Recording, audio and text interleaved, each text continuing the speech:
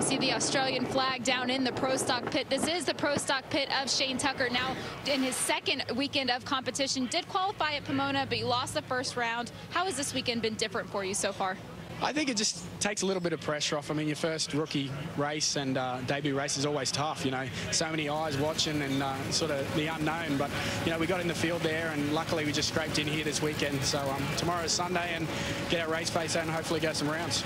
Now, I know you're staying in the United States through Gainesville, but logistically, what has this operation been like? Oh, it's huge, you know, the effort my guys put in, and my dad and our family just to set up the team over here. You just forget all the little bits and pieces you need to bring it all together. So, but you know, the guys over at Great Motorsports and Cagnazzi Racing, they've been great to us, and it's made the process a whole lot easier. All right, and he will be setting up headquarters in North Carolina. They're going to run 10 races this season, so we'll see this team around.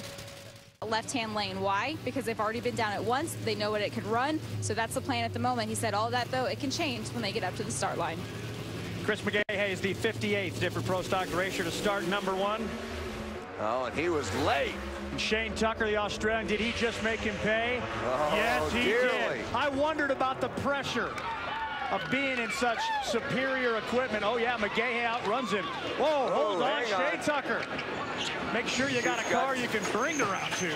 Wow, Suits got tangled up, and he was hanging on there. Wow. Well, Shane brings that buck and Bronco to a stop. Shane, of course, one of those guys that works out. He's got a little muscle mass on him, and he needs it right there. Second advantage off starting line. You're not going to drive around that, but you take a look at the chutes. Did not deploy right there, so he's going to get hard on the brakes. Too bumpy down there. Yeah, it's really bumpy. Got her sideways. I thought maybe the chutes got tangled and came out a little bit sideways and knocked the back end out there, but he just got on the brakes pretty hard in those bumps, and it got him really moving around. But he did a good job to keep it upright. And why is Victor Cagnazzi so happy? He is the car owner of Shane Tucker. That car, the same one Erica Enders-Stevens took. Well, at the top end, Shane Tucker stands alongside. What an adventure when you get your first NHRA round victory. And you do it by knocking off the #1 qualifier. But watch the monitor here with us, if you would, Shane, and talk us through getting that thing slowed down.